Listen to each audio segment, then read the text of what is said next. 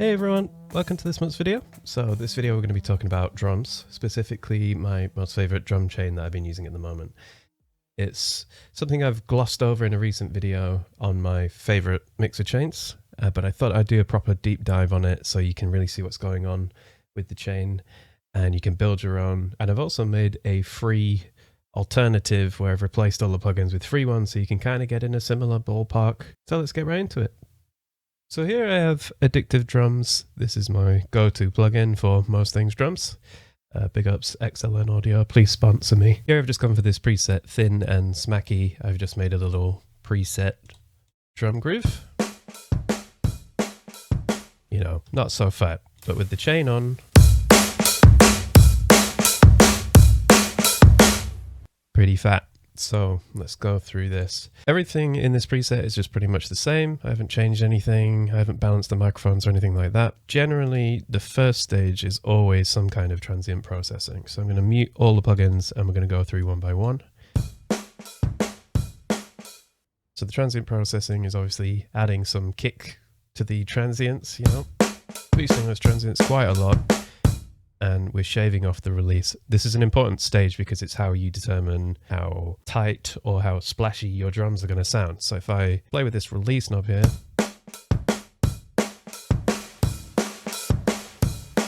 and if I put all the plugins on, for example, you'll hear this changes the sound quite drastically.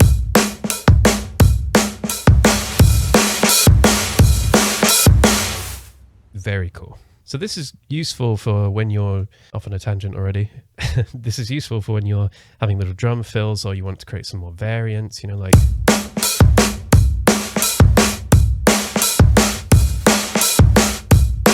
Just makes the kit sound a lot more dynamic.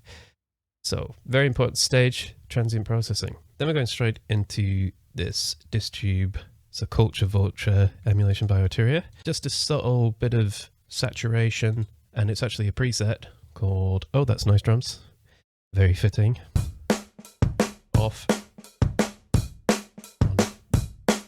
Very subtle. But we're going to be saturating in 2 stages here. You can just copy these settings if you want. I'm not sure if I've actually tweaked these from the original preset. May have, but the key focus is the mix being dialed back to about 20%.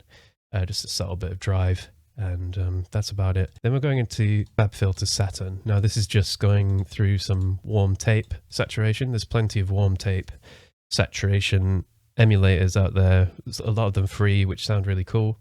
Again, this is very subtle. So this is off, on. We're multiband saturating here too. So we have some low end saturation, which is boosted a little bit, and our mid level is kept around 0, and the high end is also being boosted, but in the presence end down here using the tone shaper. This is a useful moment in the chain, especially if you have a kit that sounds particularly dull. You can boost the presence down here, or you can just go back into the original plugin and change from the source, which is what I'll do mostly. Generally, I'll leave the saturation pretty standard and not mess around with it too much. Then we're going into EQ. Now, this is a weird EQ shape, but I've completely low cut the kick and I'm boosting really heavily around 80. And we're going to get this thumping kick sound. I've then cut a little bit here just to keep the mids and the low mids pretty neutral. And then another little boost in the mids and the highs, upper mids and high end. And this is without.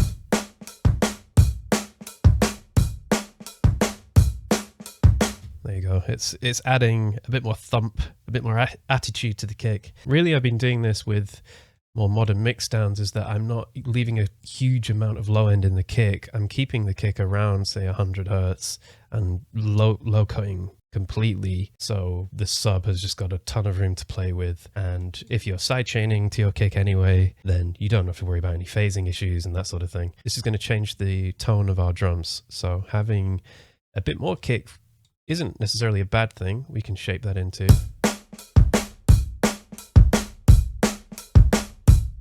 know, we can have a more traditional kind of sound. I'm just going to load this chain back up because I just messed around that EQ. But anyway, there's the EQ shape. Then we're going into some heavy compression. Now, this is the glue. Ableton has this already built in.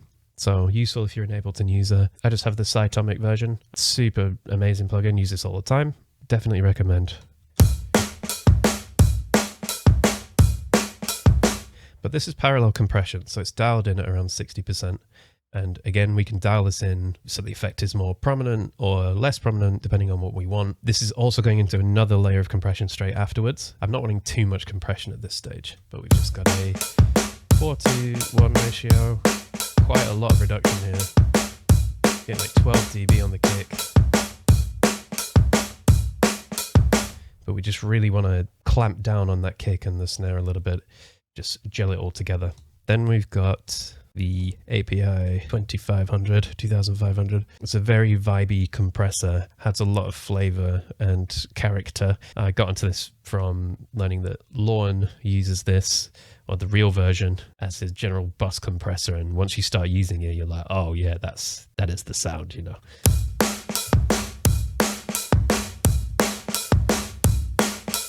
So very heavy compression here. I've got the threshold cranked up. This is on the mix bus preset, mix glue 1, but we've gone for like a 3 millisecond attack, a 2:1 ratio, I think, maybe, quick release. And yeah, all these settings here, as you can see. Bit of makeup gain, and the mix is on full. So again, we can dial this in and out depending on what we want with the tone of our drums.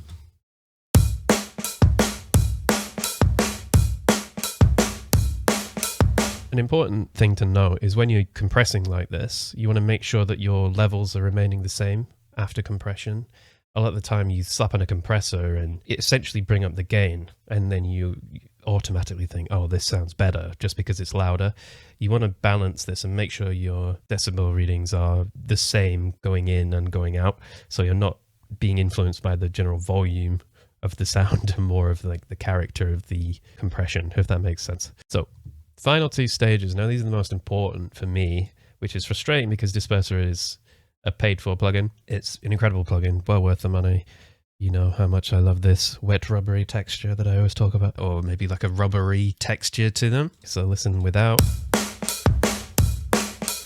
and then with.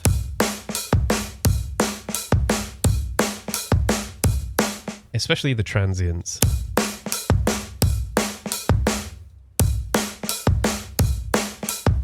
Rounds them off in that pleasing way, turns them from being this quite digital sharp sound to a more rounded sounding transient, which is interesting. But I've just got this on a low amount here, set to around 1.6k on the frequency band. And then finally we're going into some heavy limiting, and this is the final slam it stage. And we've done this because all of this compression and shaping, we've sort of shaped the transients to be quite pokey and punchy, but in doing so we've shortened the tails and made them quite quiet in comparison. So having this limiter just to bring everything back up again, all of those tails, and flatten it out a little bit more. If you pay attention to the waveform, we'll still have dynamics here.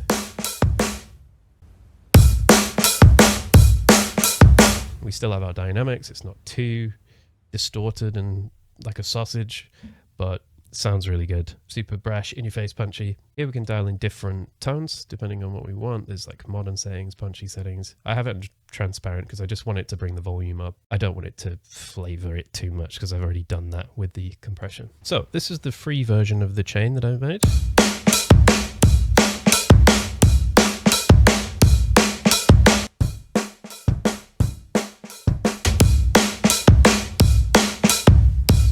We're getting like 90% of the way there with free plugins. I'm going to go through these plugins and you can build it as well if you don't have access to the plugins. So we've got this Transient Processor doing the same thing. Every DAW has its own Transient Processor, so that's all you need really. But there are paid Transient Processor plugins like Spiff, which I absolutely love. Well, pretty much Spiff, that's the only one I use, and this FL Transient Processor. Then I'm running it into some overdrive. And then I'm running it into this Klanghelm tape saturator. It's like a tube saturation. This is free, definitely worth it. Really cool plugin. And they also have like a tube compressor, which is really sick too. Just subtle saturation. Then we have that same EQ. Again, this is just a huge boost in the low end. And I've actually dipped the mids here because in the Fabfilter plugin, as we were sort of boosting the lows and boosting the presence a little bit, creating this like smiley face curve, as this plugin doesn't have that, I just dipped the mids with the EQ afterwards, just a subtle like 2 dB, just to create that more curved sound. Then we're going into the glue. I've used this because, you know, Ableton, which is probably one of the most popular DAWs, has this built in, this exact plugin, so you don't need to go and buy this if you're an Ableton user. Any kind of glue compressor will work, even the inbuilt ones from other DAWs work. So let's listen to that.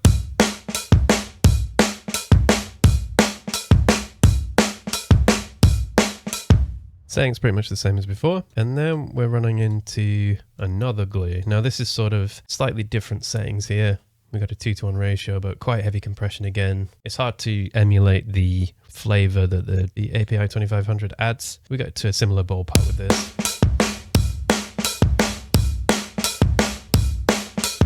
And then, of course, we've got our limiting straight after. The only thing that's missing from this is the disperser, which does make a difference. If I turn this on and then off,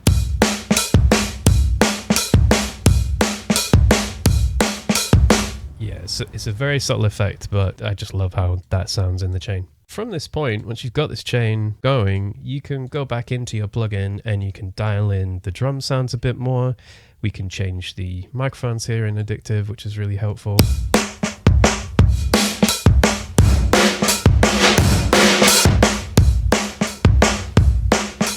We can flick through some presets that they've got already.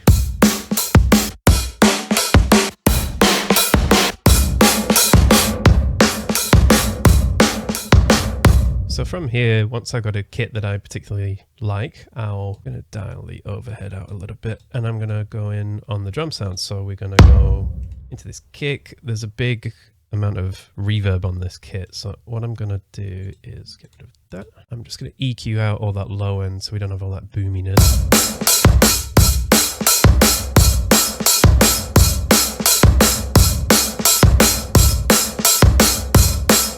From here, I'm going to solo the kick. I'm going to make a bit more of a subtle volume curve on it.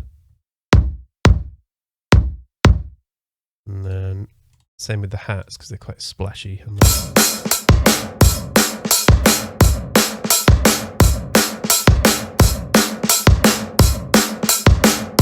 Bit of EQ on the snare.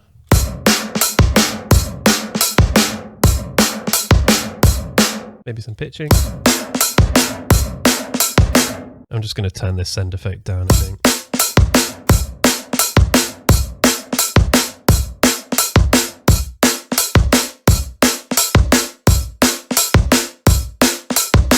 I'm going to draw in some more hats here.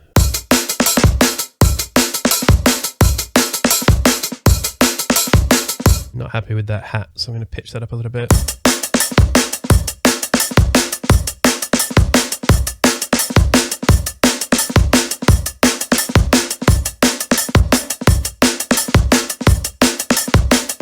Try some different snares out.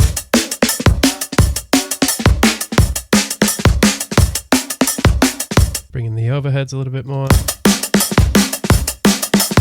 Turn these hats down slightly.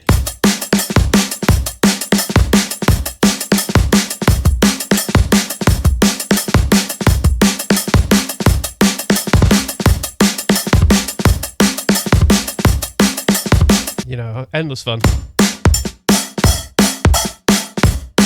Really cool. So obviously this isn't just limited to drum libraries. You can use this as a general mix bus, and say if I've got some synthetic drums here, which sound like this. Then with the chain on, super heavy, super weighty. I mean, this is probably slightly too loud, so I'd probably dial this back a little bit so it's not distorting too much.